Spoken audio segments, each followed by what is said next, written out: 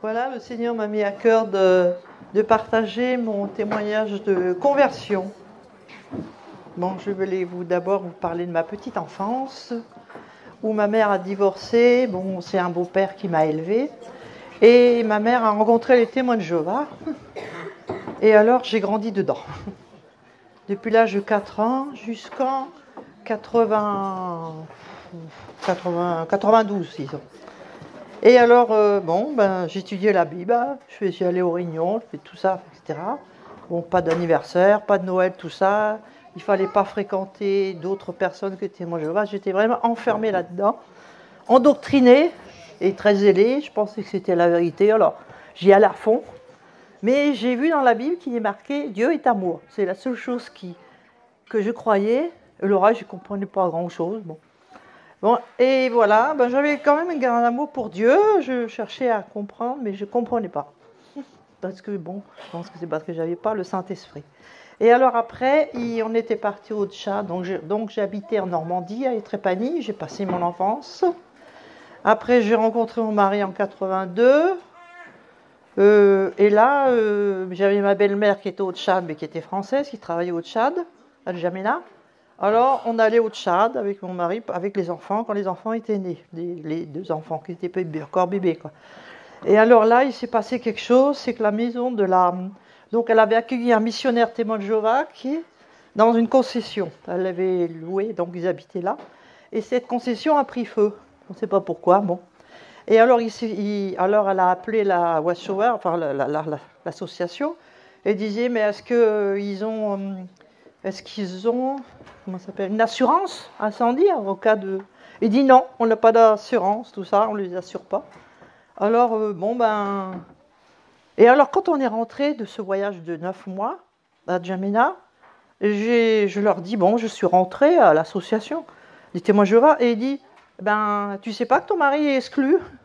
Je dis, ah bon, je ne sais pas, pourquoi? Pour quelle raison? Ah, mais on n'a pas à te le dire.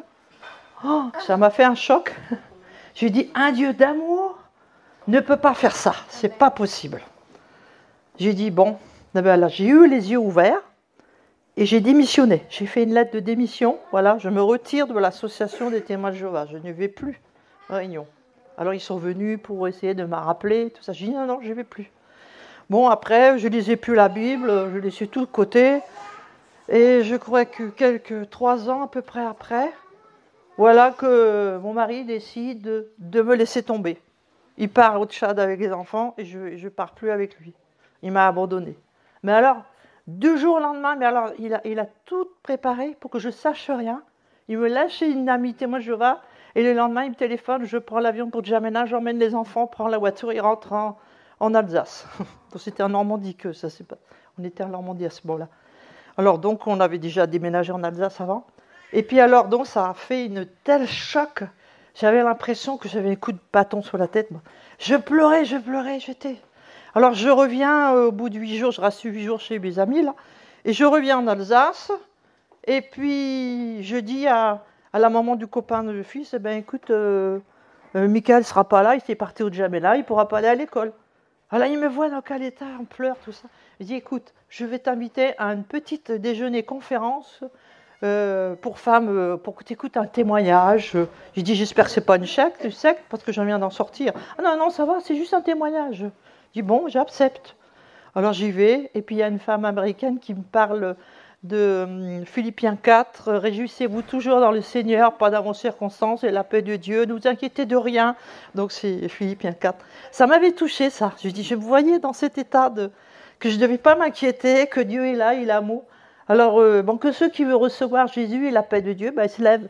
Alors j'étais là, tout près de l'oratrice, et puis je me lève, tout d'un coup il y a le feu qui vient. J'ai l'impression que c'est comme s'il y avait un feu qui vient dans la tête, je le sens vraiment, l'amour de Dieu, la paix. J'ai dit, jamais senti ça de ma vie, hein. C'est la première. C'était comme une délivrance, quoi. C'était vraiment quelque chose, donc c'est la nouvelle naissance. Donc c'est là, comme ça, je suis née de nouveau. Donc après, j'ai hébergé une personne chez moi. Elle avait le don de délivrance, donc là, j'ai été délivrée par cette personne que j'ai hébergée chez moi. Et puis après, j'ai été d'église en église jusqu'à ce que, voilà. Et après, à la fin, en 2015, j'ai mon petit frère qui était handicapé, qui est décédé. qui était autiste mais qui est décédé, que Dieu Seigneur a repris. Je me suis retrouvée toute seule.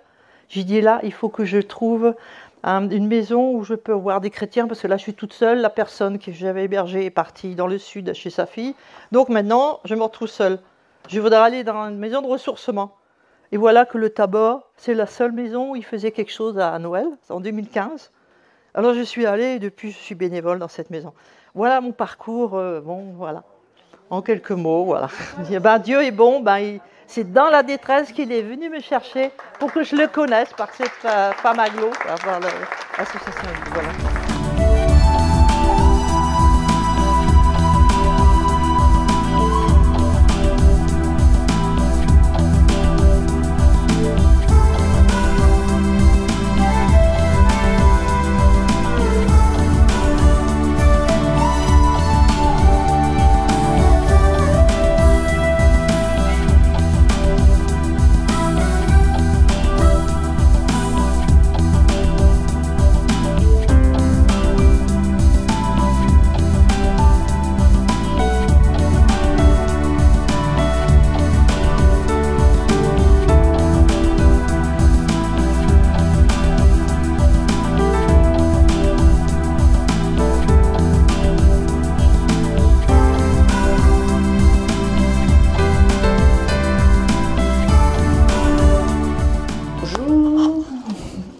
Je voudrais témoigner ce que le Seigneur a fait pour moi. Seigneur, je voudrais te remercier de m'avoir conduit jusqu'ici. Au mois de juillet de cette année, j'ai reçu le psaume 23. Alors le psaume 23, je le connais depuis tout le temps.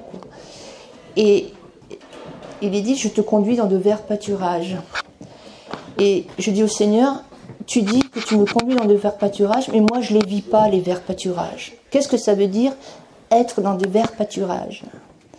Alors les frères et sœurs en Christ me disent, c'est du repos. Mais je dis, oui mais Seigneur, moi j'ai des migraines ophtalmiques, je ne dors pas la nuit, j'ai des douleurs, mes yeux me brûlent, j'ai mal à la tête, ma tête est douloureuse. C'est quoi ça, le repos?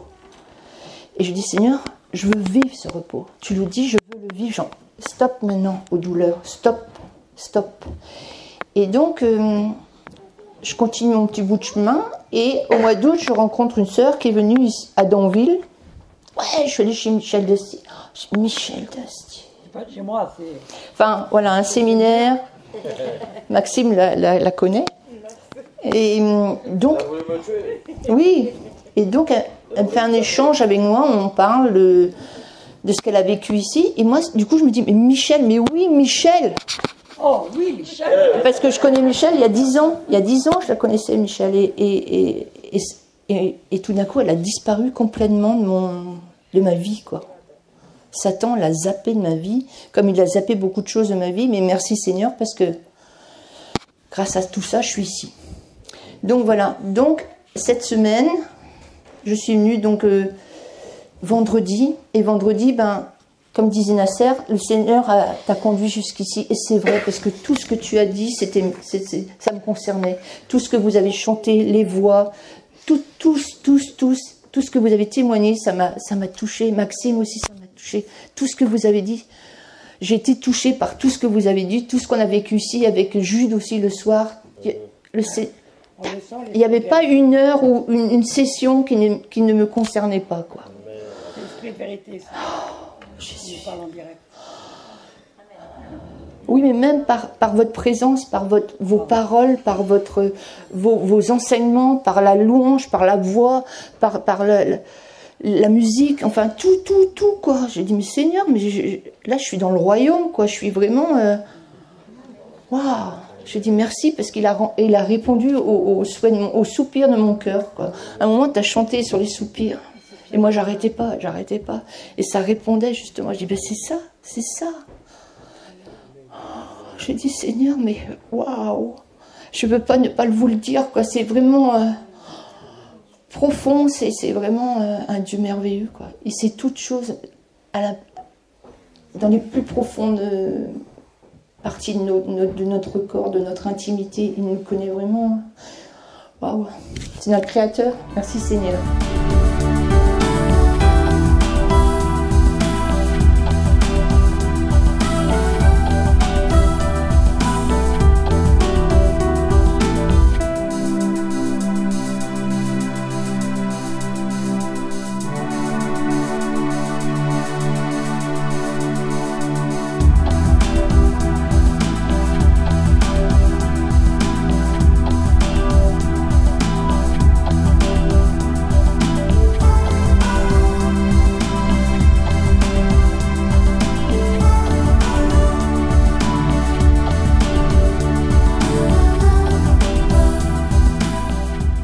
En fait, ça fait depuis hier que je voulais témoigner.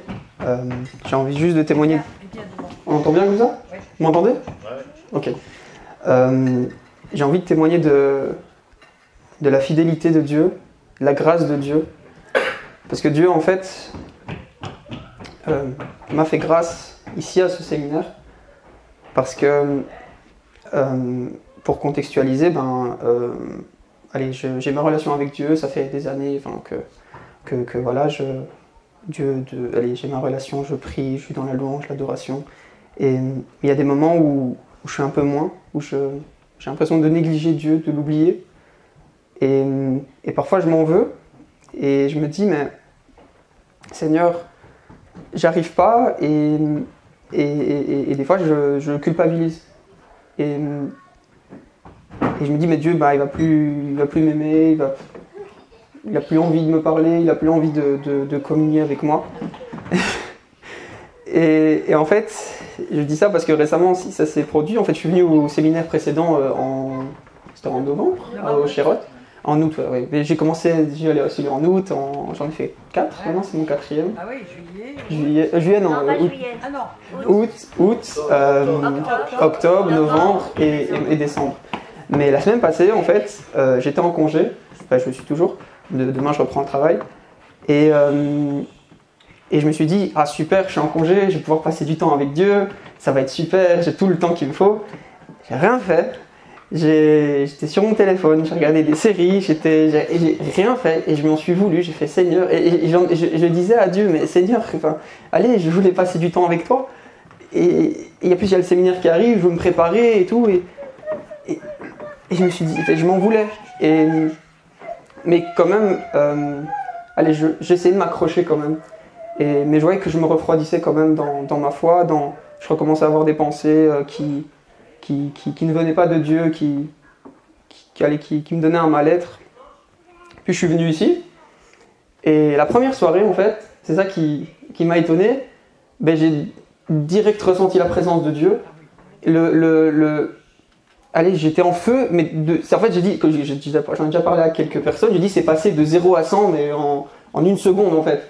J'ai rien compris, j'ai fait Seigneur, mais pourquoi? J'étais renié toute cette semaine, renié quasi toute cette semaine, et maintenant là tu es là, et je te sens, tu es présent, et je me disais, mais Dieu m'aime en fait, et puis j'ai beaucoup reçu ce séminaire, beaucoup de personnes ont prié pour moi, j'ai reçu des paroles venant de Dieu qui me disaient qu'il m'aimait, que j'ai eu des nouvelles révélations de son amour pour moi, alors que moi, des fois, je demeure infidèle. Et là, je me suis rappelé cette parole dans 2 Timothée, où il dit, quand nous sommes infidèles, lui demeure fidèle, parce qu'il ne peut pas se renier lui-même. Et pour moi, c'est une preuve encore que Dieu, il nous veut, quoi. Et c'est pour ça que je veux dire, je veux témoigner de sa fidélité, de sa grâce, parce que je ne mérite pas, en fait. Personne ne mérite. Et c'est juste ça que je voulais dire, parce que moi, je commence à comprendre c'est quoi la grâce de Dieu, en fait. Peu importe ce que tu fais, c'est gratuit. C'est gratuit, et voilà, c'est pas parce qu'on fait plus ou moins que Dieu ne change pas, en fait. Et il nous aime tout autant. Et C'est lui qui nous transforme. Amen. Amen. Nous, on ne peut pas se transformer nous-mêmes. C'est sûr. Et moi, j'avais entendu quelqu'un qui avait dit que Dieu ne nous aimera pas plus que quand il avait donné Jésus à la croix, parce qu'il nous a déjà aimés, alors que nous, on ne l'aimait pas encore, mais il nous aimait déjà, il a donné son Fils unique. C'est écrit. Il nous a aimé le premier, et c'est pour ça que nous l'aimons. Et ça aussi, j'ai compris. Je commence à aimer Dieu parce que je commence à comprendre qu'il m'aime. Et c'est ça, en fait, la révélation de son amour. C'est essentiel de comprendre combien Dieu nous aime. Et je prie vraiment de comprendre, et que nous puissions comprendre comment Dieu aime chacun d'entre nous, mais d'une manière qu'on ne peut pas imaginer, que chaque jour, en fait, on découvre un peu plus. Et le fait de comprendre son amour, on se dit waouh, et c'est même, on a même plus confiance, et on a moins peur aussi de choses, de se dire mais Dieu m'aime, il va pas me laisser tomber. Et voilà, je voulais juste dire que voilà, Dieu est fidèle, Dieu fait grâce, et maintenant j'ai plus envie de le laisser, je veux toujours rester accroché, je veux pas perdre ce feu que j'ai reçu. Et c'est une demande que j'avais faite. Je lui ai dit, Seigneur, rachète le temps. Je veux racheter le temps, comment faire? Et là, il m'a exaucé instantanément. Et direct, c'est là que c'est passé de 0 à 100 en fait. Et je me suis dit, waouh! Et Dieu rachète vraiment le temps. Et il nous aime. Et il est fidèle. C'est juste que là, je peux le dire, Dieu est fidèle. Dieu fait grâce. J'ai expérimenté la grâce et la fidélité de Dieu. Et gloire à Jésus.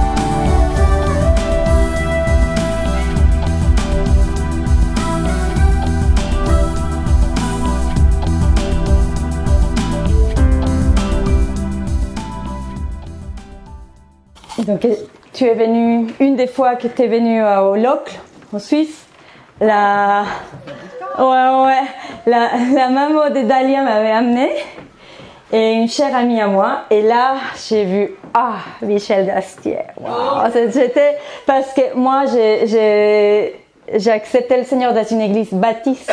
Oui. Donc, t'imagines le choc. Ouais, voir vraiment la puissance et voir ce que le Seigneur fait, j'étais remuée complètement. Et ce n'est qu'en 2016 que j'ai véritablement rencontré le Seigneur dans sa puissance, dans ce qu'il est vraiment.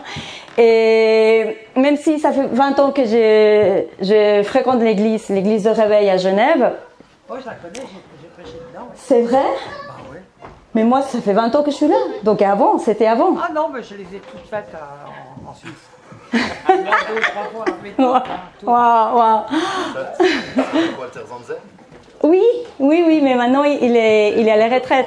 Maintenant on a Franck Lefilâtre, oui, c'est un enseignant de la parole, ouais, vraiment bien. Non, on est bénis. Mais moi je trouve des fois qu'on n'est pas assez réveillé. Et donc moi, ça fait 10 ans que moi je dis mon pasteur c'est David Wilkerson et mon enseignant de la parole c'est Derek Prince que j'écoute depuis 2 ans. Donc et tes enseignements aussi. Mais tu m'es sorti de l'esprit depuis quelques années et il y a quelques mois, le Seigneur m'avait à nouveau rappelé ton nom et je me suis dit, tiens, Seigneur, si c'est ta volonté, j'aimerais bien passer le nouvel an avec Michel Dastier. Et moi, j'avais envoyé un mail, mais je me suis dit, ça doit être plein, il ne doit pas avoir de place. Et donc, tu m'as répondu, je me suis enregistrée, j'ai payé, j'étais... Je l'ai mis tellement tardivement, là, qu'on ouais.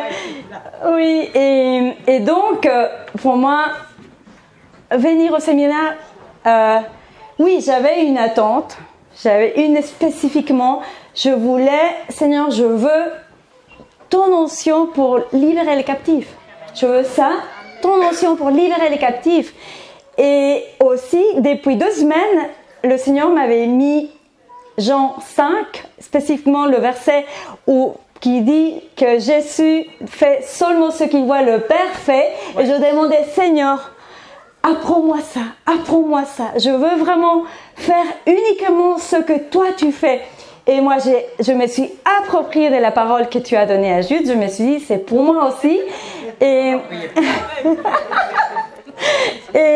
j'étais tellement touchée de voir cette équipe, cette famille, de voir la gentillesse, la simplicité, de voir il n'y a pas de jugement, et de voir toi qui parle dans une telle liberté, qui raconte que tu priais pour les gens alors que tu fumais. Et je me suis dit, waouh, mais ça c'est vrai, vraiment, c'est ce que je recherche, vraiment la honnêteté, la transparence, et c'est là qu'il y a la puissance. Donc moi j'ai vécu une fin d'année incroyable, et un début d'année aussi merveilleux. Je rentre chez moi remplie de cadeaux, vraiment des cadeaux, des bénédictions. J'ai eu beaucoup plus de ce que je demandais. au Seigneur. Donc vraiment, merci beaucoup, Michel Dacier.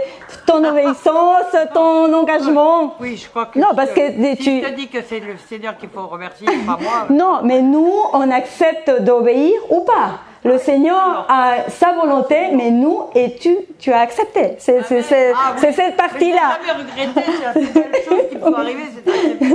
Oui, amen. Non, merci beaucoup.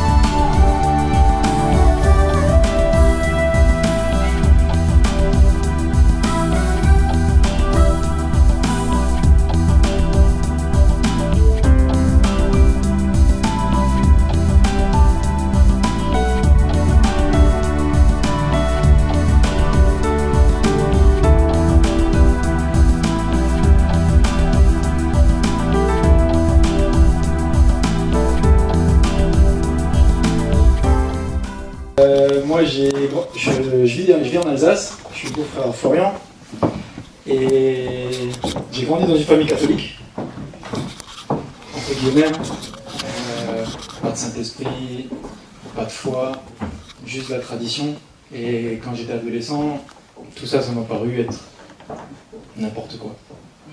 Et je me suis dit, Dieu n'existe pas. Je m'étais forgé ça, je me suis dit, tous ces gens, c'est des hypocrites, ils vont à l'église deux fois par an. Ouais. Une fois à Noël, de 25 à minuit, et non, une fois quand il y a un enterrement, ou un mariage, 3 fois des fois. Bon voilà, ça c'était mon truc, et puis du coup, je me suis lancé dans l'athéisme. Toujours eu beaucoup de respect pour la religion des autres, que ce que je pensais être la religion. Et je suis rentré dans la famille à Florian parce que je me suis marié avec sa sœur. Au début, j'ai été un peu rejeté dans la famille par ses parents parce que j'étais pas chrétien, parce qu'eux étaient issus d'une famille chrétienne. C'est comme ça que j'ai commencé à rencontrer le Seigneur, même s'il n'était pas encore rentré vraiment dans ma vie. Et je vais un peu la faire courte, on va dire, mais il y a 3 ans, je suis tombé en dépression grave, au point de vouloir en finir, tout simplement. Et je me suis séparé pendant ma dépression. Ça fait 1 an et demi maintenant que je suis séparé de ma femme. On est toujours encore mariés. Et en avril dernier, j'ai voulu vraiment en finir, terminer. Je vivais un enfer. J'étais dans le noir tous les jours. J'avais l'impression d'être dans une pièce fermée, à tâtonner contre les murs, à chercher la sortie que je ne trouvais pas. Et j'avais l'impression qu'on me soufflait des mensonges dans ma nuque en continu. Aujourd'hui, je sais ce que c'est. Aujourd'hui, j'ai compris ce que c'est.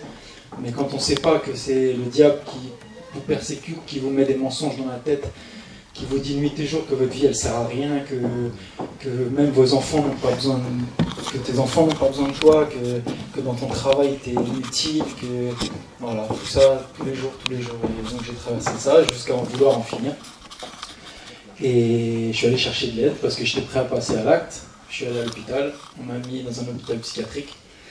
J'ai fait un flashback sur ma vie, je me suis dit, wow, j'ai 36 ans, j'ai 3 enfants et je me retrouve dans un hôpital psychiatrique. C'était pas du tout ce que j'avais prévu pour ma vie, mais voilà, aujourd'hui j'ai compris avec le recul que c'était mon chemin. Et j'ai fait quelque chose, aujourd'hui j'ai compris que Dieu m'a brisé, et j'ai fait quelque chose que j'aurais jamais fait s'il m'avait pas mis dans cette situation au pied du mur. C'est que pendant le premier week-end où je suis sorti de l'hôpital pour faire un week-end en famille, je suis allé au culte avec mes beaux-parents, les parents en Florian. Et à la fin du culte, on pouvait prier. Et j'ai eu à cœur de prier devant tout le monde et j'ai dit, voilà, Seigneur, moi je ne te connais pas, j'ai entendu parler de toi, mais si vraiment tu existes, on m'a dit que tu voyais au cœur des gens, au cœur de chacun. Moi, dans mon cœur, je ne vois plus rien à récupérer. Donc si vraiment toi tu vois quelque chose à récupérer chez moi, viens. Mais viens maintenant, parce que si tu viens pas, je pense que par mes propres forces, j'y arrive pas et c'est bientôt fini. Il est venu. Il est venu, et c'était incroyable. Et donc je sais aussi qu'il y a beaucoup de gens qui ont prié pour moi. Ça, je le comprends aujourd'hui par les témoignages. On dit, ah, c'est toi qui, en début d'année, Florian nous a dit qu'on a prié pour toi. Aujourd'hui, je comprends la force de la prière aussi, parce que je sais qu'ici, des gens ont prié pour moi par l'intermédiaire de Florian. Je sais que dans d'autres endroits, par l'intermédiaire de ma famille, des gens ont prié pour moi. Et je sais à quel point toutes ces prières m'ont aidé, et le Seigneur a écouté ces prières, et il a écouté mon cœur quand je l'ai ouvert. Et il est venu dans cet hôpital, et un jour, Florian est venu me visiter dans l'hôpital, on a discuté, on a prié avec des gens, ça a été une journée incroyable, et à 20h30 dans ma chambre, il est venu. Et mon cœur a débordé d'amour, mon cœur a débordé d'amour pour les autres, de bienveillance, de pardon, de tout en fait, de tout. J'étais rempli de tout, et j'ai compris le sens de « fais déborder ma coupe ». Ma coupe débordait en continu, ça faisait que couler. Et le Seigneur m'a permis dans cet hôpital de... Je pensais même plus à mes problèmes à moi. J'avais tout de suite à cœur le problème des autres.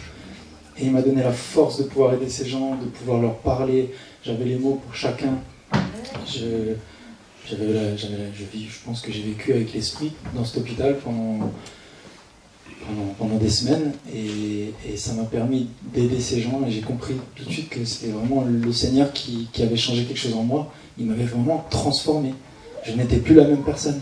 Quand on dit il fait toutes choses nouvelles et qu'on renaît en esprit, j'ai compris. Alors sur le coup, je comprenais pas ce qui m'était arrivé parce que je connaissais pas le Saint-Esprit, et moi je croyais que tout le monde trouvait la foi comme moi je l'avais trouvée. C'est-à-dire que comme Florian a trouvé la foi un peu de manière surnaturelle comme moi, qui s'était révélé à lui, c'était vraiment le seul témoignage que j'avais. Je me suis dit, bon ben voilà, j'ai trouvé Dieu, c'est incroyable, waouh, merci Seigneur et tout. Et en fait, à force des fois d'en parler, qu'on me demandait comment je suis venu à Christ, on me disait, mais non, en fait, non, ce que toi t'as trouvé, il y en a qui ne le trouvent pas pendant toute leur vie. Et je dis quoi? Je dis, mais non, c'est pas possible. Et si, je me rends compte qu'il m'a fait un cadeau exceptionnel. Et voilà, je voulais juste vous partager qu'il m'a transformé dans cet hôpital. Il m'a vraiment changé. Il m'a donné de la force pour aider les gens. J'accompagne aujourd'hui des gens grâce à lui. Francky, pour qui vous avez prié ce matin. Florian, il sait, sans le Seigneur, on n'aurait pas la force de l'aider. C'est pas possible. Parce que des fois... on a cité souvent ce week-end l'amour est patient. L'amour est patient. Péter les plombs de temps en temps, quoi. Ah, moi, hier, j'ai pleuré dans ma chambre. J'ai pleuré dans ma chambre. J'étais avec Flo, j'ai dit, Flo, j'en peux plus. J'en peux plus. J'en peux plus. Et il m'a dit, si, t'inquiète, on a le Seigneur avec nous. On va y arriver. Et ce matin, je voulais aussi vous demander pardon à tous parce que je l'ai partagé à Flo hier. Hier, je me sentais pas bien, mais je sais aussi que c'était par rapport à tout ce qui s'est passé spirituellement, par rapport au combat qu'on a avec Francky, avec plein de choses, et mes combats à moi actuels. J'ai eu à un moment donné un sentiment que vous pouviez juger Francky. Je vais dire vous en général.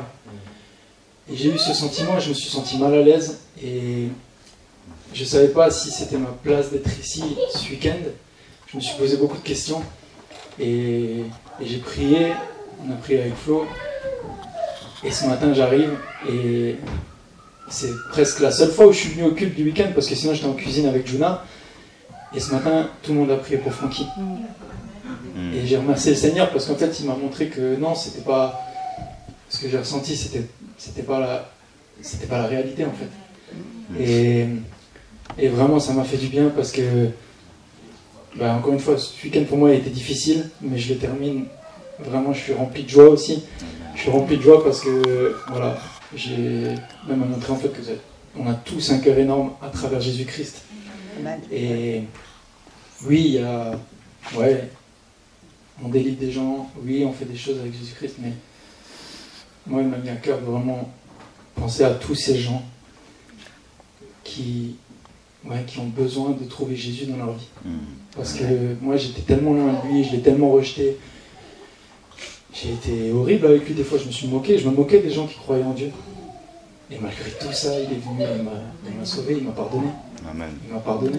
Donc, et il y en a tellement aujourd'hui qui croient pas, qui sont dans l'incrédulité parce que l'ennemi leur met des mensonges dans la tête et cherche à les éloigner de Dieu, comme moi il m'a éloigné de Dieu pendant toute ma vie. Mais quand Dieu il a un projet pour quelqu'un, il fait. Amen. Et aujourd'hui avec le retour sur ma vie, je comprends que tout ce que j'ai vécu Mais en fait, c'était son chemin pour moi, pour que je le trouve dans cet hôpital. Voilà. Donc, je vais juste témoigner pour changer ma vie.